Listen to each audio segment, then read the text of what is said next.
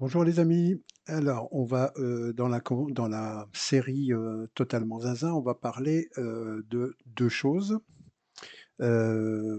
toujours dans le même esprit, hein, c'est-à-dire de parler des réglementations qui nous foutent un peu dedans et des implications que ça peut avoir, qu'elles soient européennes, françaises, européennes ou extérieures. Et là, vous allez voir que ça rejoint un peu les trois. Donc, nous allons déjà parler, des découvertes bancaires. Vous savez que, beaucoup de journalistes se sont, comment dire? Pas étonnés, mais, étaient un peu scandalisés par les découvertes bancaires qui vont être interdits, hein, à partir de novembre 2026. Alors, de quoi est-ce qu'il s'agit? Actuellement, vous avez peut-être une autorisation de découvert, qui en général vous est accordée quasiment automatiquement avec votre compte bancaire. Généralement, cette, autorisation de découvert, elle est très souvent de 200 €, ce qui vous permet de passer un petit cap si jamais vous avez un problème d'un mois sur l'autre. Vous pouvez normalement, obtenir plus. Après, ça va dépendre de votre banquier. Votre banquier, en général, qu'est-ce qu'il va faire pour vous si vous demandez plus de découvert? Il va regarder vos revenus. Si vous avez de très bons revenus, vous gagnez 5 000 € par mois, il n'y aura pas de problème à ce que vous ayez, 500 ou 600 €, ou 700 de découvert. Ça ne lui posera pas de problème parce qu'il sait que derrière, il y a du répondant. Si en revanche vous êtes, au SMIC, bah, fatalement, vous ne dépasserez pas les 200 € parce que, voilà, c'est lui, il se garantit, d'un autre côté, hein. Alors pourquoi est-ce que l'Europe a demandé ça? Heu, L'Europe a demandé ça pour, une raison, qui est, le nombre d'impayés parmi les crédits à la consommation ainsi que le nombre de dossiers de surendettement. C'est-à-dire, il y a de plus en plus de, surendettement et des crédits à la consommation qui ne sont pas payés. Donc l'Europe a voulu mettre bon ordre là-dedans. Donc un découvert jusqu'à 200 €, il y aura pas de problème, ça vous sera accordé, il y a pas de souci. Si vous voulez plus, ce qui va se passer, c'est que votre, avant ça pouvait vous être accordé automatiquement, il y a même des banques où vous pouviez le faire en ligne, ça sera fini. Maintenant, il faudra le demander à votre, banquier et ça sera soumis au régime des crédits. C'est-à-dire, c'est ce découvert, au-delà des 200 € sera considéré comme si la banque vous faisait un crédit. Voilà. Bon, après, ça sera, bah, je pense, au client de voir auprès de la banque, les conditions exactes, parce que pour l'instant, on n'en sait pas plus, hein. Alors, qu'est-ce qu'ils ont décidé d'interdire aussi? Ils ont été décidé d'interdire les publicités pour les mini-crédits de moins de 200 €, les paiements fractionnés et différés. Ah ça, par contre, ça peut être embêtant parce que les paiements, fractionnés ou différés, c'était, bah, quand on vous disait: «Vous achetez maintenant, vous payez dans 3 mois». Ça, ce sera interdit. Et les paiements fractionnés, bah, c'est vous vouliez acheter, je ne sais pas, une télévision, un réfrigérateur, une machine à laver et le magasin vous disait: «Bah, vous le payez en 4 fois sans frais». Top, ce sera interdit aussi. Ça, par contre, ça peut effectivement poser problème. Bah, parce qu'on n'a pas tous les moyens de pouvoir, sortir, 200, 300, 400 ou 500 € comme ça d'un coup et que le paiement fractionné permettait de là-dessus, je suis moyennement d'accord, quoi, hein. Heu et les crédits à la consommation entre 75 000 et 100 000 €. Bon, 75 000 et 100 000 € en crédit à la consommation, c'est quand même énorme. Donc bon, je comprends que là-dessus, ils soient un petit peu, méfiants. Maintenant, qu'est-ce que va faire votre banquier? Votre banquier, il va tout simplement regarder ce que vous gagnez et puis ce que vous dépensez. Si, vous avez un tiers, il vous reste un tiers entre ce que vous gagnez et ce que vous dépensez, il vous reste un tiers, minimum un tiers de ce que vous avez, c'est-à-dire que votre endettement ne dépasse pas,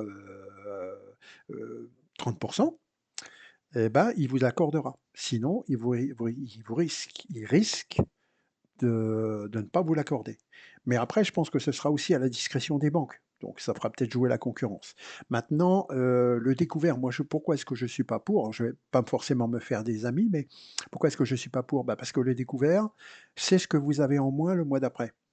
Parce que quand vous commencez un mois à moins 400 €, bah, vous commencez, si vous gagnez 1 700 €, heu, vous commencez plus votre mois à 1 700 €, vous le commencez à 1 300. D'accord? Et puis vous allez reporter ça de mois en mois et sans arriver à le couvrir. Le problème n'est pas le découvert, le problème il est, que les gens n'arrivent plus à couvrir leurs dépenses et sont obligés de jouer avec le découvert. Comprenez ce que je veux dire? Là, c'est un vrai problème, ça peut être un vrai problème. Donc après que des journalistes comme Pascal Praud, crient, dans tous les sens, au scandale, à machin, bon, heu voilà, moi après je suis pas, tellement concerné par, les découvertes bancaires, mais je comprends que des gens qui en ont besoin parce qu'ils ont pas le choix, pour couvrir leurs dépenses. Maintenant, il serait peut-être bon d'étudier un autre système que le découvert bancaire. Mais en attendant, c'est vrai que, bon, voilà, ça c'est une décision de l'Europe qui va s'appliquer, à partir de l'année prochaine, à partir du 20 novembre 2026. Vous voyez? Donc c'est oui, c'est dans un an. C'est dans un an. Alors, 2e point que l'on va regarder, concernant l'automobile. Actuellement, il y a une crise des composants dans l'automobile. Beaucoup de fabricants d'automobiles n'ont plus les composants nécessaires et du coup, bah, il y a des chaînes de fabrication, notamment, en Allemagne, il y a, Volkswagen qui a annoncé qu'il allait arrêter certaines chaînes de fabrication parce qu'ils n'ont plus les composants. Pourquoi est-ce qu'ils ont plus les composants? Alors là, c'est une histoire un peu de, comme on dit, de corne-cul. C'est une histoire qui est entièrement de la faute des Européens eux-mêmes. Il y avait une société qui s'appelait Nexperia. Alors Nexperia, c'est une société, de fabricants de semi-conducteurs qui est aux Pays-Bas, qui était, une filiale de Philips. Cette société, bah, comme, toutes les boîtes, en Europe, hein, a été vendue en 2017 à des Chinois, à une société chinoise pour 2,7 milliards de dollars. Donc l'État, néerlandais s'est dit: «Tant mieux, on touche, 2,7 milliards de dollars». Enfin, ou Philippe, je ne sais pas comment ça s'est mais bon, voilà. Et cette société chinoise l'a revendue un an après pour 3,7 milliards de dollars, c'est-à-dire qu'ils ont fait 1 milliard de bénéfices. Le souci, c'est que, une société, vous savez, ça se compose de 3 composants. Vous avez la direction, tout ce qui est direction, management, et cetera. Vous avez la production et puis vous avez après tout ce qui est la commercialisation, les expéditions, voilà, la logistique et la partie fabrication, une grande partie de la fabrication est partie en Chine. Actuellement, Nexperia fabrique peu de composants. En revanche, il fabrique des galettes, les galettes de semi-conducteurs, vous savez, les grandes galettes sur lesquelles on vient graver les semi-conducteurs. Mais ces galettes, elles ne sont plus gravées pour une bonne part, elles ne sont plus gravées, en aux Pays-Bas, elles sont gravées en Chine. C'est-à-dire que les galettes partent en Chine, elles sont gravées, elles reviennent en Europe. Bon déjà, le coût carbone, génial, hein, comme truc, hein, mais bon, voilà. Mais le gros problème, c'est qu'entre temps sont venus se foutre un peu le bazar, c'est les Américains. Parce que les Américains, comme ils sont en bisbille avec la Chine, ils ont dit: «Oh là là, mais la société, Wintech, qui a finalement racheté Nexperia, elle fait partie de la liste noire des sociétés. Donc vous ne pouvez plus continuer à travailler avec eux». D'accord? Qu'est-ce qu'a fait le gouvernement néerlandais?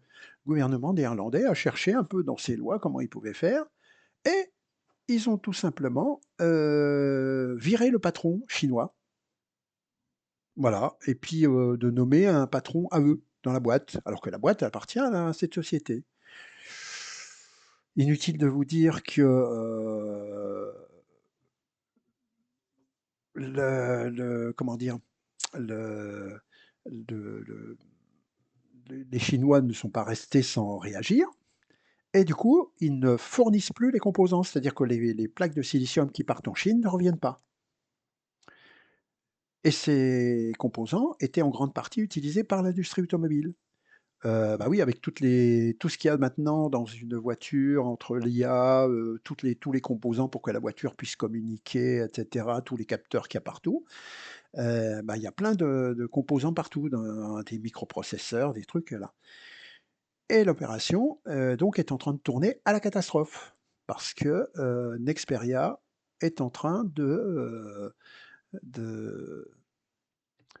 alors, là, il semblerait il semblerait que, ça soit en voie de résolution vis-à-vis de la Chine, mais en attendant, ça prouve quand même une chose, c'est que quand on laisse partir des industries comme ça, qui partent en Chine et qu'ensuite on veut se fâcher avec la Chine, bah, faut réfléchir à 2 fois. Vous savez, ça me fait penser un petit peu, l'Europe quand, la guerre, d'Ukraine a commencé, puis qui a dit: «Oh mais on va arrêter avec le pétrole et le gaz russe».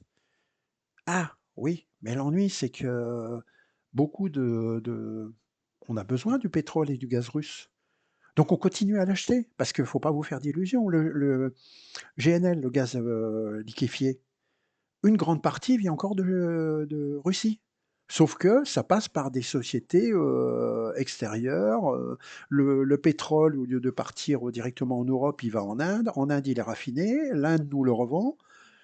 On se fait avoir dans cette histoire, mais totalement, on se fait balader et on se retrouve avec une industrie qui est déjà mal parce que l'industrie automobile, elle est déjà pas bien et on se retrouve avec une industrie qui est en train de crever.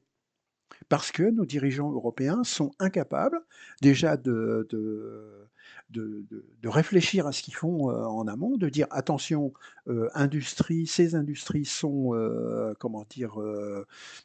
Stratégiques, donc on ne les vend pas». Mais on hallucine quand même, c'est complètement dingue, quoi. C'est complètement dingue.